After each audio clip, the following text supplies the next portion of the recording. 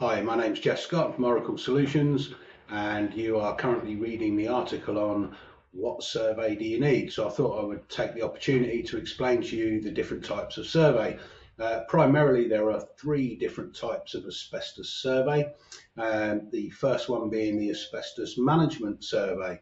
So let me explain to you what this is. It pretty much is what it says it is. It is an asbestos management survey, so it is designed to help you manage your asbestos. So basically, it doesn't involve intrusive surveying techniques.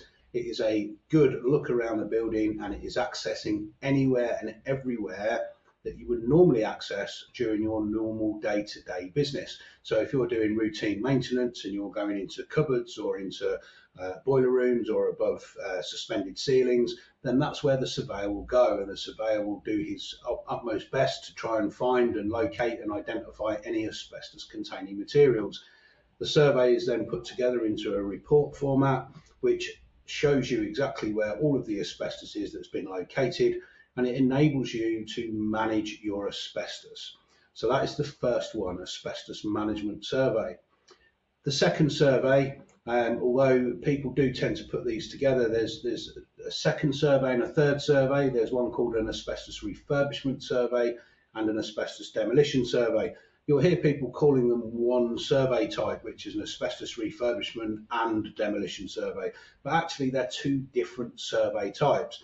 So an asbestos refurbishment survey, again, is pretty much required, as it says, when there is refurbishment works done on a building. What you need to remember is that in the asbestos industry and in asbestos legislation, when we use the term demolition, it is when the complete building is demolished down to slab.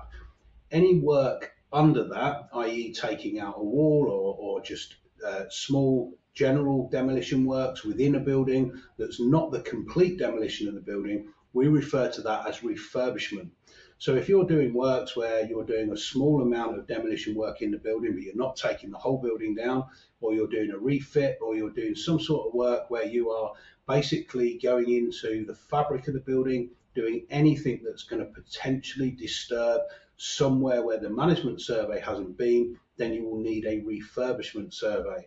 Now, when the refurbishment survey is undertaken, you need to be very, very specific and tell the surveyors exactly what it is that you are going to be doing so that they can make sure that they include into the survey exactly the areas where you're going to be disturbing and where you're going to disturb the fabric of the building. It's really important that you get this absolutely clear. One of the things that happens a lot of the time is a refurbishment survey is undertaken because you've planned a refurbishment. You give the survey company the details of where you're going to be refurbing, the areas you're going to be moving and disturbing, and then later on down the line, you might have a change of plan. And if you have a change of plan, it means that the survey you've just had done for the refurbishment is now not appropriate because it won't have included these new areas if you've changed your mind. So do bear that in mind, that if you have the refurbishment survey undertaken, or if you've been giving a refurbishment survey for your works, you need to make sure that whatever's in the refurbishment survey covers exactly what it is you're going to be doing. And again, this will be a bit more of an intrusive survey, and it might involve going into wall cavities, wall voids, or sealed areas, and that will involve making damage to the building. So it is generally accepted that when you do a refurbishment survey, it is best if the building is empty. However, that can be overcome if you get the right things in place. The third survey is a demolition survey, and as I said earlier, this is when the complete building is fully demolished down to slab. This is a very intrusive survey, and it should include all areas of the building that are likely to be disturbed during that whole demolition process.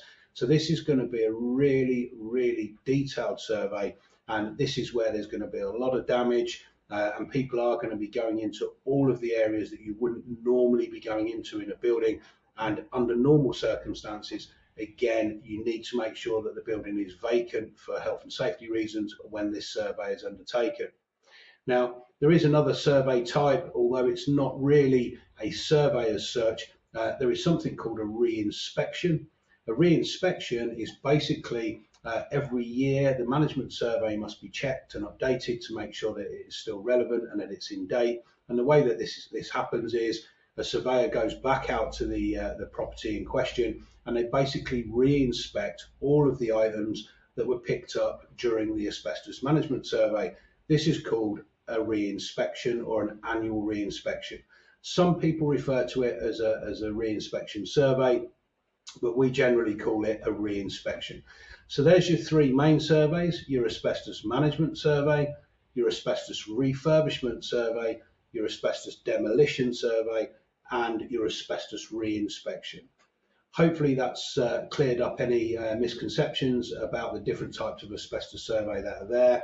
There's more details in the article if you'd like to read that. And if you need any help navigating the asbestos surveys and you're not sure what you need, feel free to talk to a member of the team. Thank you.